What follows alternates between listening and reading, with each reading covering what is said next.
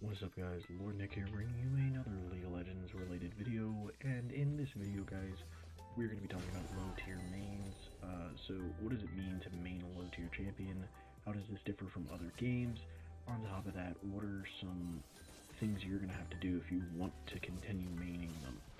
So to start it all off guys, what is a low tier champion? A low tier champion is generally somebody who shows up on a list of ranks of champions, so people will put together these lists, compile them, and say low tier is the worst of the worst, you don't want to play them, they're pretty bad.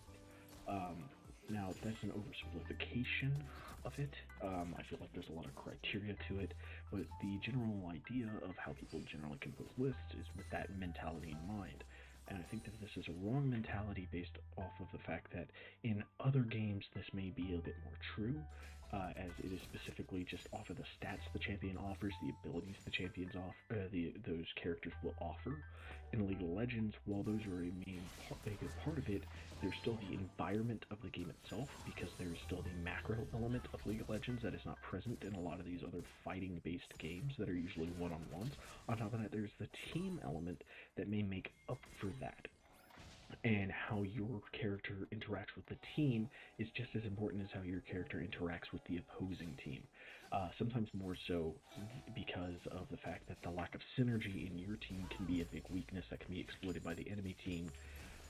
If their team has more synergy, it becomes easier for them to execute a plan. On top of that, just because your champion is based off of skill doesn't necessarily mean you're going to win. So unlike in a fighting game where the champion the character that enables you to be able to do more things and has more innate raw strength in the character itself, maybe it has more damage or better aerials or something like that. League of Legends, that's not necessarily going to net you a win. You might be playing the most mobile champion in the game that does the most damage and has a crap ton of raw CC. But if you continuously go in 1v5 and not position properly, not know how to use that character, you could still end up losing with them. Which, I mean, is true in any real game to a degree, and the biggest thing about the higher tiers opposed to the lower tiers, the higher tiers have a lot more strength to them innately, that it enables you to be less knowledgeable and replace that knowledge with just raw brute stats and strength in a character. So what is the problem with low tiers then? What makes a low tier problematic if this is how we're revising and looking at a League of Legends tier list? Well, the low tiers in League of Legends generally stem from a couple of things. One, it could just strictly be off of win rate. Two, it could be based off of the fact that it doesn't synergize. The playstyle is so unique and individual, it doesn't synergize very well with many team compositions. For instance, Alawi is a team fight oriented champion that wants a lot of people to come into her, but most of the teams that like people coming into them are about pushing people away and repositioning and scattering and selectively keeping a certain person, almost like a pick comp. That being said, because Alawi has no innate gap closing, she's not good in a traditional team fight comp, which wants to go in. You'll have your Mumus, your Malphites, and generally you pair those with people that have decent mobility or gap closers so they can follow into a fight. Alawi doesn't generally have that, so she relies on other people to do it. But like I just said, with the allowing people to come into you, a traditional one of those involves a lot of people that do a lot of peeling and kiting, and Alawi's not good at that. She wants to stand in one spot and fight for a while. So she's kind of in an awkward specialist role that makes it very oddball as to where she fits in. She often finds herself in a different position than maybe what her kit generally implies she'd be good at, which is actually split pushing, because while, yes, in split pushing, you generally want to be a good duelist, and she has some capabilities as a duelist, she's also very strong in a 1v5 scenario because of the fact that she is built to be able to fight multiple people at one time.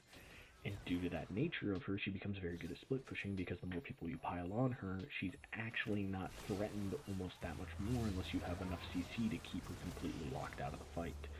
So she comes into a unique playstyle that doesn't necessarily synergize with every composition you're in.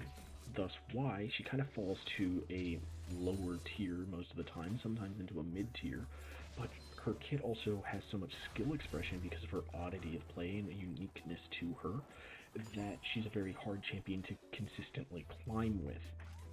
Thus, she would often, in our definition of what is high tier and low tier, would now be considered a low tier person, not because she's bad and not because she can't find success in the current meta, but because she's so unique and different and oddball that there's a lot more that you would have to put in to personally become good with them and consistently get success with them.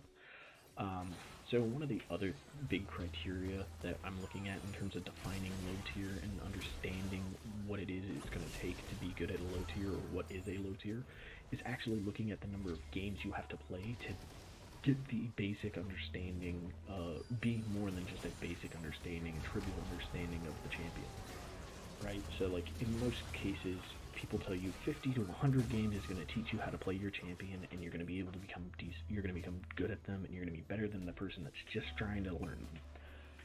That is still pretty much true across the board. The problem is in the upper tiers, yeah, that 50 to 100 games, you're going to be proficient enough at that champion to be able to use the mechanics well and play them well.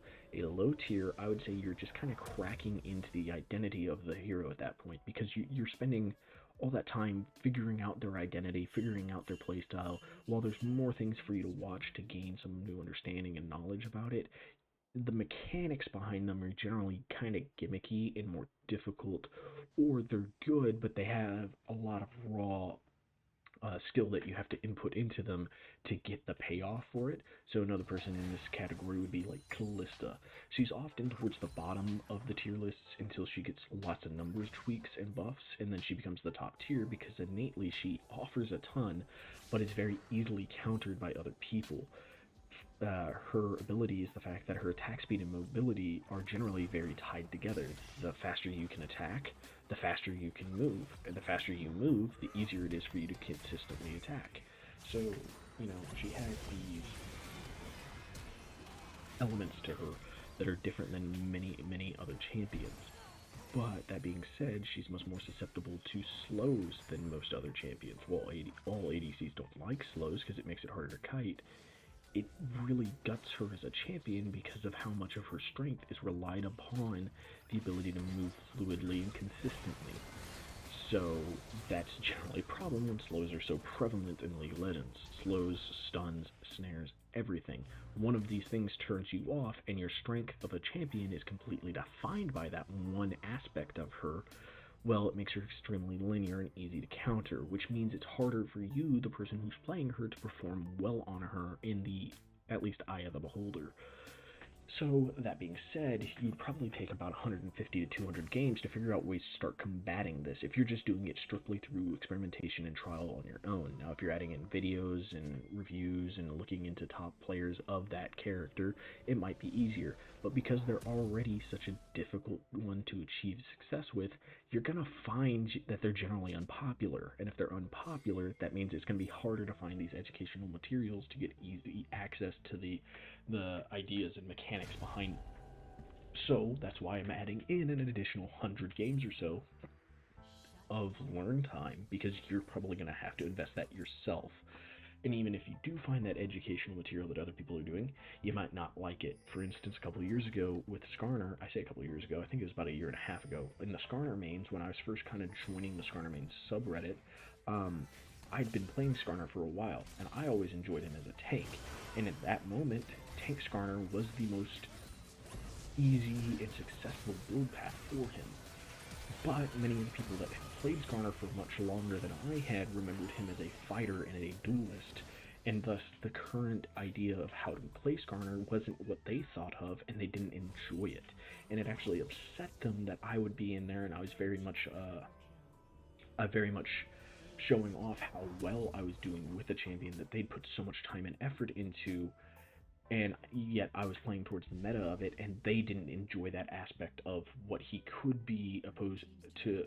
They wanted what he could have been opposed to what he was.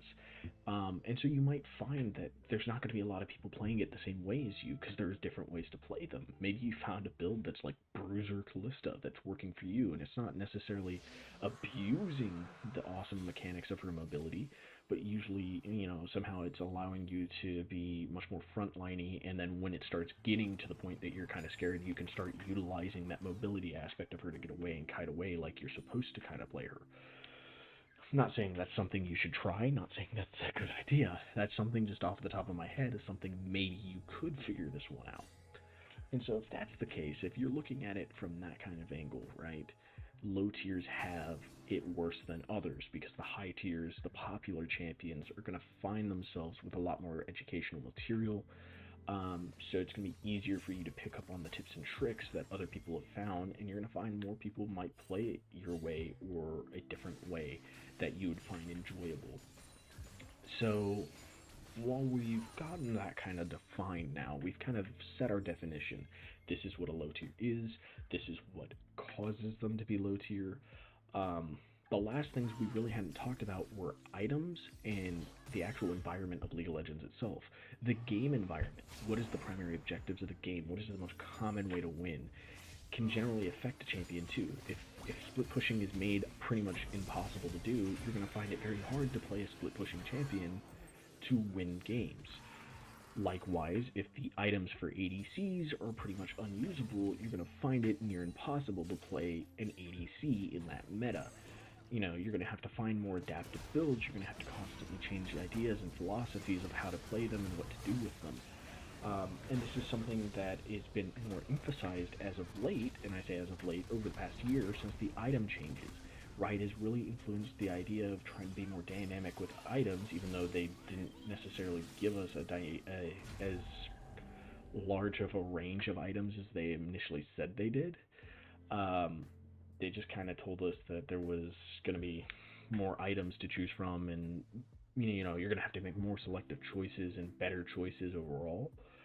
And that wasn't necessarily always true, and you might not find that to be true all the time. But you're gonna find yourself in a situation where you're gonna have to make those dynamic choices. And if you're playing a low tier champion, you're gonna have to find those choices a lot more than playing a high tier champion. Think about it. When your champion is a low tier champion, one of the criteria, remember, is the fact that you don't have a lot of innate strength within what you're bringing forth. So in the case of Alawi, for instance, your itemization might be really good for your mythic might be locked in. I don't know enough about Alawi to choose what other mythics might be good for her, but I've seen a lot of Sunderers because it allows you to get healing and good trading with it. That being said, if you are then against, let's say, a person that's going to be dueling you constantly and you can't actually fight them, you might not go for your mythic first. You might be going for survivability stats like a Bramble Vest and Ninja Tabby if you're against somebody that's auto-attacking a lot. You might have to find yourself going with a tank mythic because you just need to survive the lane, and your job becomes, doing that. And while this is something that is evident with all champions, you're going to find with low-tier champions, you're going to probably have to do this more often because your necessary win con is going to be hyper-specific, and that's not always going to work, so you're going to have to find ways to get yourself carried by other people and adapting to your team comps and the enemy comps. Now, this is a good trait for everybody to have, but it's something specific to low tiers I think that they have to have. While it's good for everyone, it's almost imperative that you have it when your champion is weaker in general. And then there's the environment of the game, right? Like I said, that split pushing aspect. If you are a split push main champion and split pushing's terrible, for instance, they add in extra plates. Let's say they add in more plates to the tier 2 towers, so it's even harder to split push. Well, there might be a reward. The speed at which you split push might be harder. Maybe they just make it so that they take plates away and they keep the difficulty of taking those towers there. So there's less reward, but it's much more difficult to do so. You might find that it's harder to get a split push going. Now, and if that's the case, you might have to find a way to make your split push oriented champion better in team fights, or you might have to get better at being able to pull aggro and then lose it as you're escaping and not dying. So you're not necessarily split pushing, killing people, taking towers. You've adapted that split push to being, I'm pushing so that more people show up so that I can then escape so that my team can do stuff somewhere else on the map. This is a way of adapting split pushing to a new skill that isn't necessarily always considered split pushing, right? Like this is, sometimes it's tied hand in hand. You should know how to do this as a split pusher, but it might become more of a focal point if the meta adapts to where just taking the towers isn't the right plan for you. And with low tiers, you're going to do that more. Because high tiers, what are they generally good at? Well, they generally have the ability to potentially duel people one-on-one or impact team fights. So if you're able to do, and in many cases, you're able to do both. So if you're able to do both, opposed to just doing one, you have a lot more strength than the person that's only good at doing one or the other. Which again, just kind of accentuates the difference between high tier and low tier. So lastly, is this a video trying to tell you not to main low tiers? Not in the slightest. This video is encouraging you to do it actually, because while it takes a couple of extra, it's going to take an extra 100 games or so to get good at them. It's going to take an extra bit of time to actually find out if you want to dedicate that, and it's going to take more work on your side of it. That work pushes you towards becoming a better rounded and more versatile player. Yes, you're dedicating to becoming uniquely good at this one thing, but if you could take those skills that you've learned and you analyze the fact of what you had to do to learn that, and then apply that to any other champion, you're going to find yourself doing it quicker and quicker and quicker and quicker, and to the point that you can actually take that to becoming good. So one-tricking, in any case of the word, is actually a good thing as long as you don't stay as a one-trick. It's a great leaping off point to become good at so many other champions and so many other things in the game, but if you stay there for too long, you become very much a one-trick, and that becomes much easier for people to read and know how to counter you. So the thing I'm advocating for isn't necessarily one-tricking, and it's not necessarily being a main of a bad champion. What I'm advocating for is using the skills that you would have to use to being a one-trick of a bad champion with all your other champions to become a more diversified player and a stronger player in general. Hopefully guys, you found this video educational and fun. Hopefully you liked the background music and the video kind of playing in the back. I did notice at some points you just got to watch my friend be dead, and I'm sorry about that, but hopefully guys, if you have anything you want to talk about, anything you find interesting about the video, or anything you felt like I left out that I should have mentioned about the topic, feel free to leave in the comments below. I want to read more comics, and I want better discussions going on. I don't get a whole lot of discussions on the channel, but I'd love to see some in the future. And until the next time guys, have yourselves a wonderful, wonderful day. Bye bye guys.